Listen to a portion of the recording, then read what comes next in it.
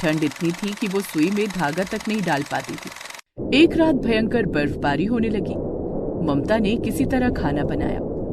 माँ, पिताजी खाना खा लीजिए, रुकिए पहले मैं आपको कंबल उड़ा देती हूँ। उनके घर में बस एक ही बहुत पुराना फटा हुआ कंबल था। वो कंबल ममता ने अपने माँ बाप के ऊपर डाल दिया। तभी उसकी माँ कांपते हुए बोली, ममता बेटिया, ये कंबल तुम बार बार हम दोनों के ऊपर ही डाल देती हो और तुम ठंड में कांपती रहती हो। हाँ बेटी, ऐसे तो तुम बीमार पड़ जाओगी। आप लोग खाना खाइए, तब तक मैं आग जला देती हूँ, थोड़ी सी गर्माहट रहेगी घर में। ममता ने चूल्हा जला दिया, जिससे घर के अंदर थोड़ी सी गर्माहट होने लगी। खैर, खाना पीना खाकर सब वहीं जमीन पर सो गए। आधी रात को उनके माँ बाप की नींद खुली तो देखा ममता ठंड की वजह से ठिठुर रही थी, इसलिए उन दोनों ने अपना कंबल ममता को ही ओढ़ा दिया। अगली सुबह ममता के माँ बाप को बहुत तेज बुखार चढ़ गया। आप लोग कंबल ओढ़कर बैठे रहिए, मैं अभी आती हूँ। ममता भागते हुए बर्फबारी में ही बाहर गई। किसी जंगल से कुछ पत्तियां तोड़कर लाई और उनसे काढ़ा बनाया। जब काढ़ा बनाकर उसने अपने माँ बाप को पिलाया, तब जाकर उनका बुखार कम हुआ। हमारी बिटिया तो दर्जी होने के साथ साथ एक छोटी मोटी डॉक्टर भी है। तेरे पिताजी ने बिल्कुल सही कहा बेटी। तभी वहाँ मोहल्ले की एक औरत आ गई। अरे ममता, ये मेरे बेटे का स्वेटर थोड़ा फट गया, इसे सिल देना। और ये मेरे पति का कोट है, ये पीछे से थोड़ा फट गया है, इसको भी सिल देना। ठीक है बहन जी, हो जाएगा। और नए स्वेटर बनवाने हो या मफलर बनवाना हो, नया कोट बनवाना हो, वो सब भी मैं बना लेती हूँ। अरे नहीं नहीं ममता, तुम सिर्फ सलवार सूट ही बनवाओ, कोट स्वेटर मफलर बनाना तुम्हारे बस की बात नहीं है। इतना बोलकर वो औरत वहां से चली गई, लेकिन ममता का चेहरा उतर गया। बिटिया, उदास होने की कोई जरूरत नहीं है। अगर हम भी अमीर होते तो तेरी भी एक बड़ी सी दुकान होती, फिर सब लोग तेरे पास ही कपड़े सिलवाने आते। खैर, ममता अपने काम पर लग गई। उसके पास एक पुरानी हाथ वाली सिलाई मशीन थी। उसमें वो धागा डालने लगी, लेकिन ठंड की वजह से उसके हाथ कांप रहे थे। इस बार तो ठंड ने हद पार कर दी, सुई में धागा भी नहीं पड़ रहा है। खैर, बड़ी मुश्किल से उसने मशीन में धागा डाला और कपड़े सिलने लगी। सोचा था इस बार ठंडी में स्वेटर बनाने का काम तो आ ही जाएगा, जिससे मैं एक नई मशीन खरीद लूंगी। पर मशीन तो छोड़ो, यहाँ तो खाने के भी पैसे नहीं है। लेकिन किसी तरह उसने 2 घंटे के अंदर उस औरत के कपड़े सिल दिए। 2 घंटे के बाद वो औरत आई और 50 रुपए देकर चली गई। माँ, आज के लिए तो काम है नहीं, मैं बाजार जाकर कुछ सब्जियां ले आती हूँ। ममता अकेले ही बर्फबारी में मार्केट गई और 50 रुपए में जितनी भी सब्जियां मिली वो लेकर चली आई। तो इस तरह धीरे धीरे पूरा दिन बीत गया, लेकिन उसके पास कोई दूसरा काम नहीं आया। आज पूरे दिन में सिर्फ 50 रुपए का काम आया। अभी तो पूरी ठंड बाकी है, ऐसे कैसे काम चलेगा। मेरे माता पिता ठंड से कांपते रहते हैं। सोचा था एक रजाई खरीद लूंगी, लेकिन उसके लिए भी पैसे नहीं है। हे भगवान, इतनी भी परीक्षा मत ले हमारी। तो इस तरह धीरे धीरे रात हो गई। ममता बस एक आलू ही छिलने लगी। अरे बिटिया, सिर्फ एक आलू की ही सब्जी बनाओगी क्या? माँ, बड़ी मुश्किल से आज कई दिनों बाद 50 रुपए का काम मिला था, उससे मैं 3 किलो आलू लेकर आई हूँ। अब दोबारा पता नहीं कब मुझे काम मिलेगा, इसलिए एक आलू में ही ढेर सारा पानी डालकर सब्जी बना लेती हूँ। कम से कम हमें कुछ दिन खाने को तो मिलता रहेगा। ममता की बात सुनकर उसके माता पिता की आंखों से आंसू छलक पड़े।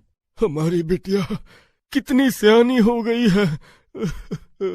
भगवान हम गरीबों को वक्त से पहले ही समझदार बना देता है।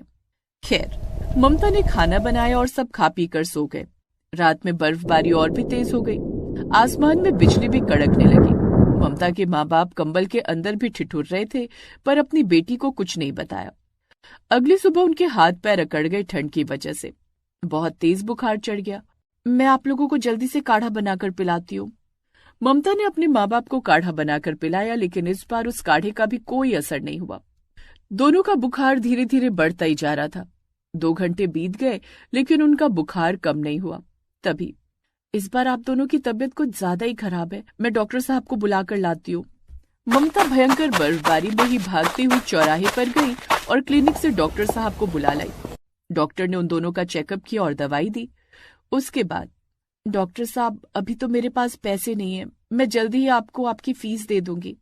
डॉक्टर एक अच्छा इंसान था, इसलिए उसने कहा, अरे नहीं ममता बिटिया, मैं तुम्हारी हालत समझता हूँ। एक लड़की होकर भी तुम एक लड़के का फर्ज निभा रही हो। बस अपने माँ बाप का ख्याल रखो, उन्हें रजाई लाकर दो या घर में हीटर लगाओ, वरना ये दोनों ठीक नहीं हो पाएंगे। खैर, दवाई देकर डॉक्टर साहब चले गए। दवाई खाने के बाद उसके माँ बाप का बुखार तो कम हो गया, लेकिन ठंड अभी भी कम नहीं हुई। बिटिया, तुम हमारी फिक्र मत करो।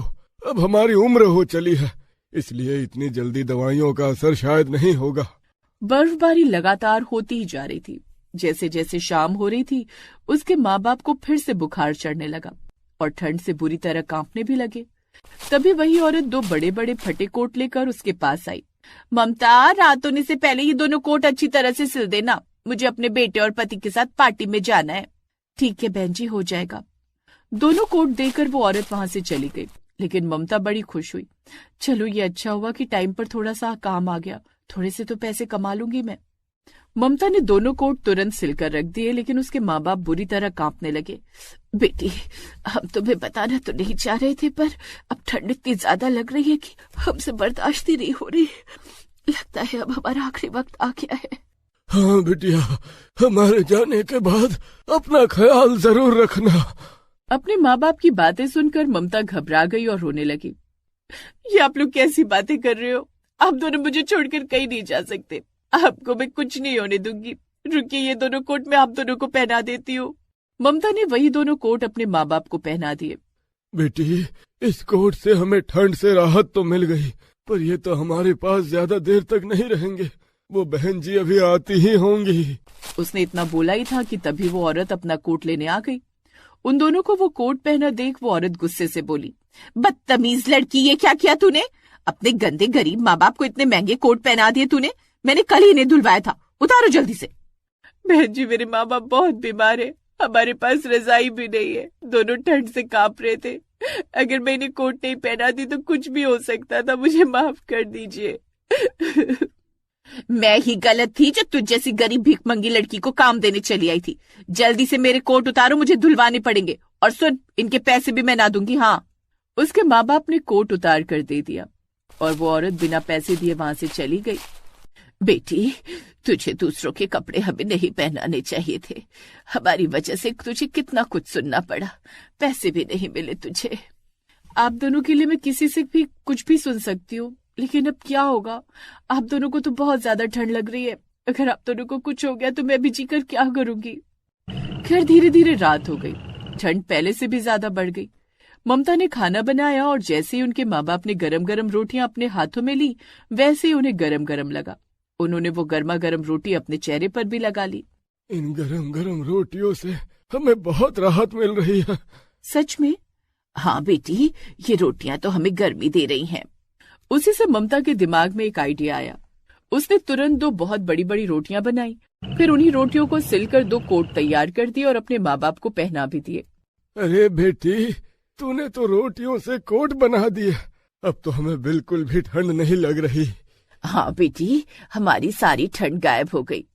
माँ, चलो, भगवान ने आखिरकार हमें एक राह दिखाई। अब मैं हर रोज आप लोगों के लिए रोटी के गर्मा गर्म कपड़े बनाऊंगी। तो इस तरह हर रोज ममता अपने माँ बाप को रोटी के गर्मा गर्म कपड़े पहनाने लगी। लेकिन अब उसके पास कोई काम नहीं था, आटा भी खत्म होने वाला था। तभी एक रोज उनके घर में एक बहुत ही अमीर औरत कार से आई। दरअसल मैं यहाँ से गुजर रही थी, आप दोनों को ये यूनिक ड्रेस पहने हुए देखा तो मैं रुक गई। ये रोटी जैसी ड्रेस कैसे डिजाइन की आपने? मैडम जी, ये रोटी जैसी नहीं बल्कि रोटी ही है, इसे आप मेरी मजबूरी ही कह लीजिए। मैं आपको सब कुछ बताती हूँ। ममता ने सारी बात उस महिला को बता दी। उसके बाद, ममता, तुम्हारी कहानी तो बहुत इंस्पिरेशनल है। अगर तुम रोटी से इतनी अच्छी ड्रेस बना सकती हो तब तो तुम कोई भी डिजाइन बना सकती हो। मुझे तुम्हारी जैसी एक टैलेंटेड लड़की की जरूरत थी। मेरी बहुत बड़ी फैशन डिजाइनिंग की कंपनी है, कल से एक कारखाना में यहीं लगाऊंगी जिसे तुम संभालोगी। अगले ही दिन वो मैडम एक टेम्पो में एक नई सिलाई मशीन और ढेर सारा मटेरियल लेकर आई। ममता को उसने एडवांस पैसा भी दिया। ममता, अब तुम्हें कहीं बाहर काम करने की जरूरत नहीं है। हर महीने सैकड़ों ड्रेसेस के ऑर्डर मैं तुम्हें दिया करूंगी, तुम बस मेरे लिए काम करना। बेटी, तुम हमारे जीवन में भगवान बनकर आई हो। अरे नहीं अंकल जी, मैं कोई भगवान नहीं हूँ। मुझे तो बस ऐसी टैलेंटेड लड़की की जरूरत थी जो मुझे मिल गई। उस दिन से ममता मन लगाकर काम करने लगी। कुछ ही दिनों में उसने अपना घर बनवा लिया। फिर सब खुशी खुशी रहने लगे और ममता एक बहुत बड़ी फैशन डिजाइनर बन गई। मनोहर लाल, पंडित जी को बुलाकर अपने बेटे की शादी की तारीख आगे बढ़ा दो। होली के बाद शादी करना अपने बेटे की।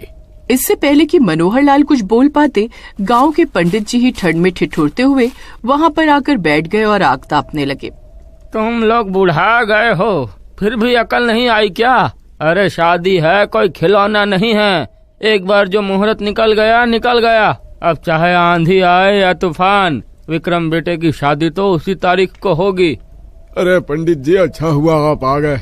मैं भी यही कहने वाला था, अचानक शादी की डेट आगे बढ़ाना असंभव होगा। अरे पंडित जी, हमने तो बस ऐसे ही बोल दिया। लगता है पंडित जी को ठंडा ज्यादा लग गई है, इसलिए क्रोध आ रहा है। अरे क्रोध नहीं आएगा तो मैं क्या दुलार करूं तुम लोग